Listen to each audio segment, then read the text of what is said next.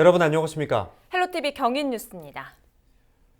오는 7월 사전 총약을 앞두고 있는 계양 테크노밸리는 3기 신도시 중 가장 사업 속도가 빠릅니다. 사업이 예정대로 진행될 경우 오는 2025년에 첫 입주가 가능할 것으로 예상되는데요. 그런데 계양 테크노밸리 부지에서 문화재가 다수 발견되면서 LH가 추가 조사에 나섰습니다.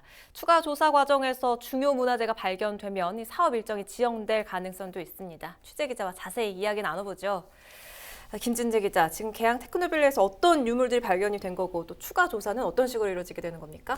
그 문화재청이 지난해 5월부터 2달간 계양 테크노밸리 부지에 대한 지표 조사를 실시를 했습니다. 네. 이 중 현장 조사는 3일간 진행이 됐는데 이 과정에서 삼국시대와 고려시대 그리고 조선시대의 것으로 추정되는 유물들이 다수 발견됐습니다. 삼포지 그러니까 유물이 발견된 지역은 모두 9곳인데요. 그 면적은 약 86만 제곱미터로 전체 테크노밸리 사업 부지의 약 4분의 1에 해당을 합니다. 노랗게 표시된 곳이 유물이 발견되는 곳이라는 거죠? 네, 맞습니다. 지금 화면에 보시면 굉장히 좀 많은 면적을 차지하는 것을 알 수가 있는데 네. 이 조사를 시행한 부경문물연구원은 관련 보고서에서 산포지에 대한 시굴 조사와 표본 조사를 실시하고 그 결과에 따라 종합적인 문화재 보존 대책과 사업 시행 방안을 수립해야 한다고 밝혔습니다. 이에 최근 LH는 관련 용역을 발주한 상황이고요.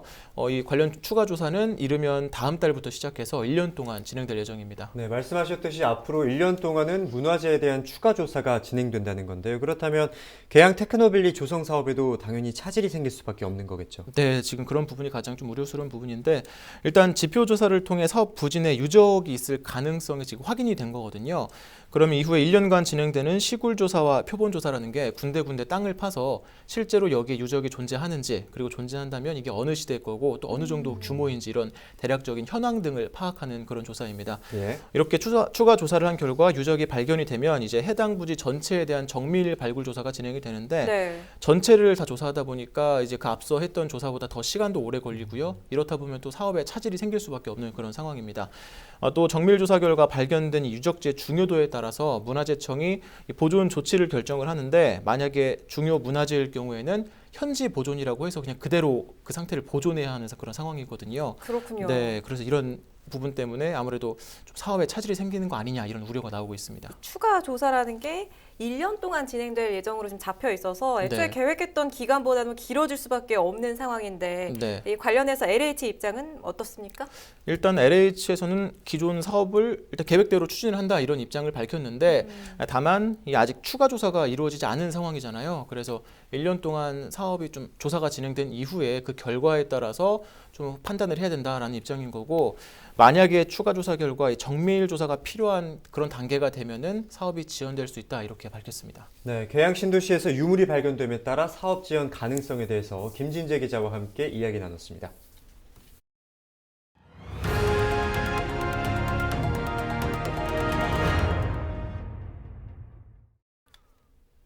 부천 자원순환센터 광역화에 대한 지역사회 반대가 거셉니다.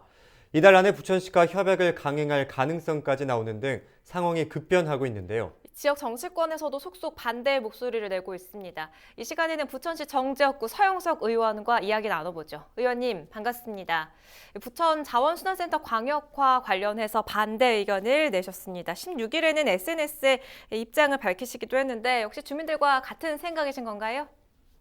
그 주민들의 의견이 가장 중요하고 또 그 속에 답이 있다고 생각을 하기 때문입니다.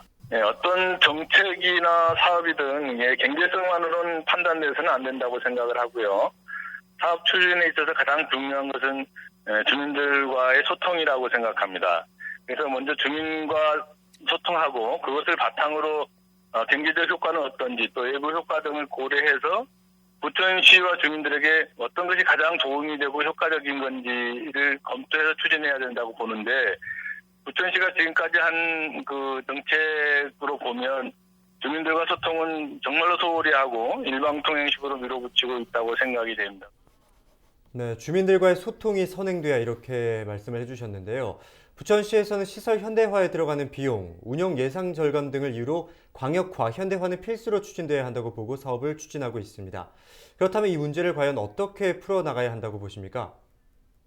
부천시 행정이 좀 신뢰를 잃고 있는 게 아닌가 이런 생각을 하고 이런 상황에서 사업 추진이 결코 쉽지 않을 것이다 이렇게 보고 또 그럴수록 이렇게 해결 방법은 기본으로 돌아가야지 된다 이런 생각을 갖습니다. 그래서 그동안 오정지역 주민들이 소각장으로 인해서 얼마나 많이 고통을 받아왔습니까? 그래서 앞에 말씀드린 것처럼 주민과의 소통이 문제 해결의 시작이다 이렇게 생각을 하고 부천시는 지금이라도 주민들과 함께 머리를 맞대고 문제 해결을 위해서 노력해야 된다 이렇게 생각을 하고 있습니다. 소통이 무엇보다 중요하다 계속 강조해주고 계신데요. 사실 주민 기피 시설이긴 한데 정부 3기 신도시가 추진되는 상황에서 소각장은 반드시 필요한 이 환경 기초 시설이기도 하죠. 이번에 이 광역화 추진이 무산되면 인천에서는 이 계양 신도시 부지에 소각장을 건립한다는 계획도 나와 있는 상태입니다. 이렇게 되면 사실상 환경 문제가 더 심화된다 이렇게도 볼 수 있을 텐데 광역으로 하게 될 거면 제3의 장소로 이전해서 추진하자는 이런 주민 의견도 있습니다. 이 현실적으로 가능하다고 보십니까? 예, 쓰레기 정책은 기본적으로 발생지 처리 원칙이기 때문에 또 이런 원칙을 지키는 것은 너무 당연하다 이렇게 생각이 되고 인천시도 쓰레기 처리 기본 계획도 발생지 처리 원칙을 담고 있는 것으로 제가 알고 있습니다.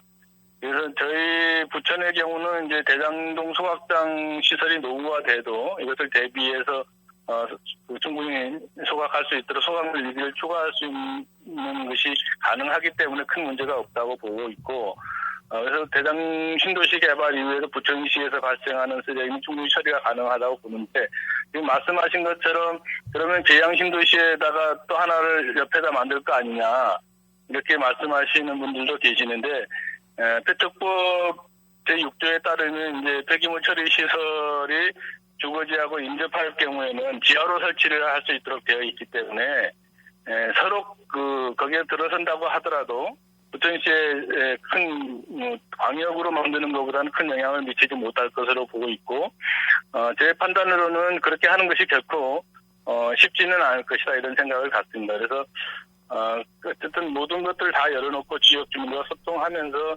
그런 가능성 토대 위에서 재검토돼야 된다 이런 생각을 갖고 있습니다.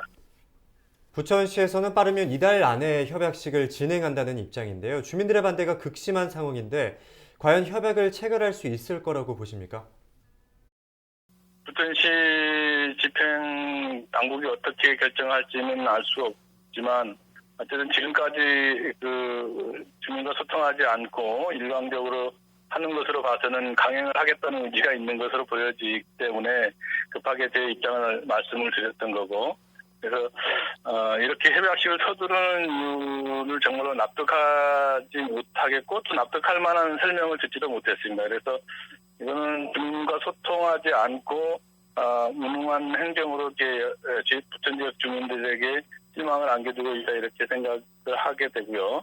그래서 이렇게 성급하게 추진하는 협약식이 무엇을 얻을 수 있고 또 무엇을 하기 위한 것인지 이해하기 어렵고 그래서 협약식이 중요한 게 아니고 부천 시민과 또 부천의 미래를 위해서 다시 한번 생각해야 된다고 생각을 하고 있고 그래서 잘못된 행정 행위가 당장 멈춰야 된다 이런 생각을 갖습니다. 부천시가 올바른 판단을 할 것으로 기대는 합니다. 네, 말씀 잘 들었습니다. 여기까지 듣겠습니다. 고맙습니다. 네, 고맙습니다. 네, 지금까지 서영석 의원과 이야기 나눴습니다.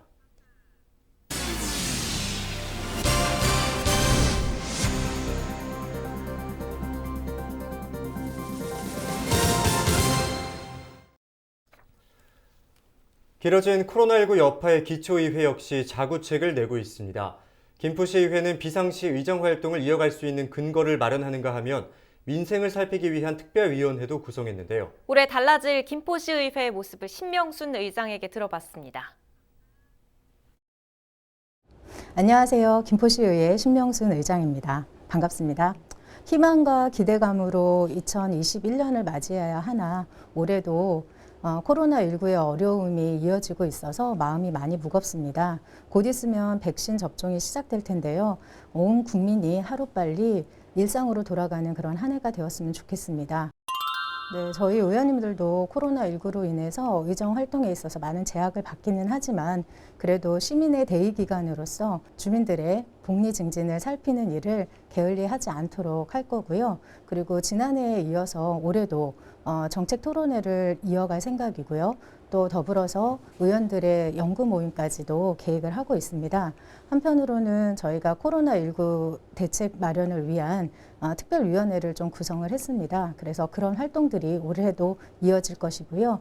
무엇보다도 현장 중심의 의정활동을 펼쳐나갈 건데 시민들을 현장에서 만나고 또 민원을 해결하는 그런 일들을 게을리하지 않을 것입니다.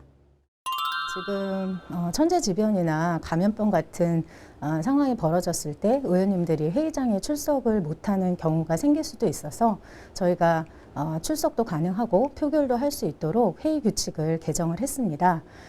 긴급한 상황에 의원님들의 의결권을 좀 존중하고 그리고 민생 입법이나 긴급 예산안을 처리할 수 있도록 하는 것입니다. 시민들을 위해서 좀 지원책이 어떤 것이 있을까 좀 고민을 해보고 또 각계각층의 어려우신 분들을 만나서 어떻게 하면 선택적 그 지원을 좀 더 할 수 있을지 그리고 수도요금 감면이나 종량제 봉투처럼 보편적 지원책 이런 것들을 어떻게 하면 조금 더 많은 사람들한테 지원이 될 수 있을까에 대한 고민도 할 것이고요. 그리고 다른 지역의 우수 사례들을 좀 분석해서 저희 지역에 맞게 어떤 지원책을 마련하는 그런 방법도 생각을 해보고 있습니다. 김포가 이제 한강 신도시가 조성되고 인구가 급격히 늘었습니다. 그렇지만 그에 따른 인프라는 좀 많이 부족하고요. 그리고 교통 문제에 있어서 도시철도나 국도 4~8호선 그리고 한강로가 지금 완전 포화 상태에 있습니다. 그런 상태에서 안전에 대한 문제도 좀 대두되고 있는 상황이라 장기적인 대안으로는 서울 지하철 5호선 그리고 인천 지하철 2호선 연장하는 것이 중요하고요. 또 더불어서 GTS D 노선도 또 유치가 된다 그러면 김포의 교통이 좀 많이 해결될 것이라고 생각이 되는데 그렇기 위해서 좀 정치권에서 많이 노력이 좀 필요하다라는 생각이 들고요. 더불어서 대학병원이나 대학 그리고 공공기관 뭐 이런 앵커 시설이 좀 하루빨리 자리 잡을 수 있도록 좀 더 노력을 해야 되지 않을까라는 그런 생각을 하고 있습니다. 지금 1년 넘게 지속되고 있는 코로나 사태로 인해서 공무원들이 좀 많이 지쳐 있는 상태예요. 그럼에도 불구하고 시민들을 위해서 애써주신 그런 부분에 좀 감사드리고요. 그렇지만 민선 7기가 지금 1년여 정도 남았는데 시민들과 약속했던 이런 부분들이 좀 제대로 어떤 성과를 볼 수 있는 그런 한 해가 되었으면 좋겠다라는 생각이 들고 지난 임시회에 의회에 보고했던 것처럼 각 부서에서 계획하고 있는 여러 가지 추진 사업들이 차질 없이 진행될 수 있도록 이행해 주었으면 좋겠다라는 생각이 듭니다. 인천시가 적수와 수돗물 유충 사태를 겪으며 큰 타격을 입었습니다. 수돗물에 대한 시민들의 불신이 깊었는데요. 인천시가 인천형 워터케어 서비스를 본격적으로 실행합니다. 가정집에 직접 방문해 수질 검사를 하는 서비스인데요. 인천시는 떨어진 시민들의 신뢰를 회복하는 것을 1차 목표로 하고 있습니다. 이재필 기자입니다. 파란 옷을 입은 남성들이 가정집을 방문합니다.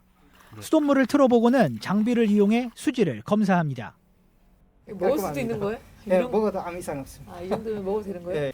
전문가가 내놓은 검사 결과에 집주인은 안심합니다.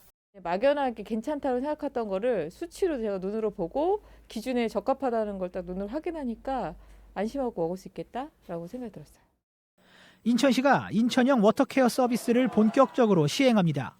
가정을 직접 방문해 수돗물의 수질 상태를 확인하는 것이 인천형 워터케어 서비스의 핵심.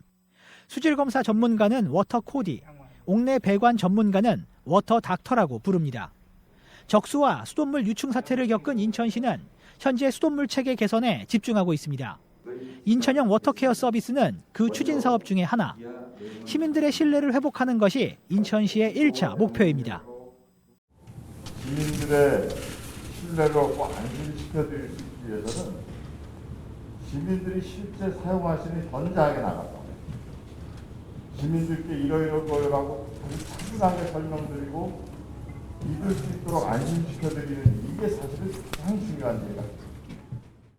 워터케어를 희망하는 시민은 미추홀 콜센터로 신청하면 됩니다. 헬로티비 뉴스 이재필입니다.